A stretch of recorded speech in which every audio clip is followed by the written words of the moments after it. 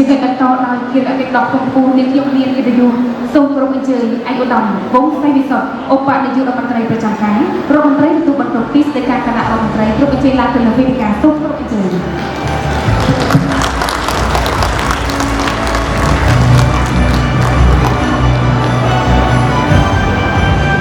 អង្គពិធីជាទីគោរពដោយមិនបង្អង់យូរនាងខ្ញុំសូមគោរពអញ្ជើញឯកឧត្តមឧបនាយករដ្ឋមន្ត្រីត្រៀមដាក់ដៃនៅលើប៊ូតុងនាងខ្ញុំនឹងរាប់ថយក្រោយជូន3 2 1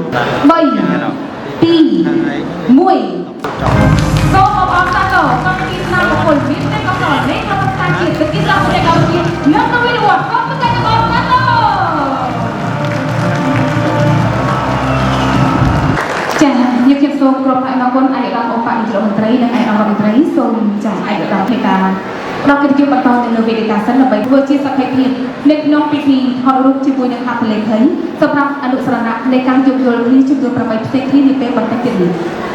ខ្ញុំសូមជម្រាបជូននេះគឺជាភាពជាដៃគូយុទ្ធសាស្ត្រសម្រាប់បដិវត្តកម្ម Digital និងការអភិវឌ្ឍវិស័យវិទ្យាសាស្ត្របច្ចេកវិទ្យានិងនវានុវត្តន៍សូមសម្ដែងអបអរសាទរ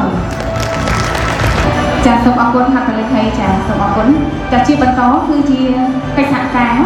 រវាងវិទ្យាស្ថានវិទ្យាសាស្ត្របច្ចេកវិទ្យានិងនវានុវត្តន៍តំណាងដោយឯកឧត្តមតាមសុជាតិនិងសាកលវិទ្យាល័យជាតិបាត់ដំបងតំណាងដោយលោកទៀងម៉ូរិនគ្រប់អញ្ជើញឡើងទៅលើវេទិកាអនុស្សាវរីយ៍នៃការយោគយល់ស្ដីពីកិច្ចសហការស្រាវជ្រាវបន្តបណ្ដាលផ្សព្វផ្សាយនិងការផ្លាស់ប្ដូរការសិក្សាសូមសម្ដែងអបអរសាទរចំពោះហត្ថលេខីទាំងអស់ចាសសូមឲ្យកិច្ចសហការរវាងដៃគូនីមួយៗទទួលបានជោគជ័យយ៉ាងប្រចាំសូមអបអរសាទរចាសខ្ញុំសូមគ្រប់បានអរគុណយ៉ាងជ្រាលជ្រៅចំពោះឯកឧត្តមឧបនាយករដ្ឋមន្ត្រីនិងឯកឧត្តមរដ្ឋមន្ត្រីចាសសូមគ្រប់អញ្ជើញឯកឧត្តមសម្រួលអេនកាបត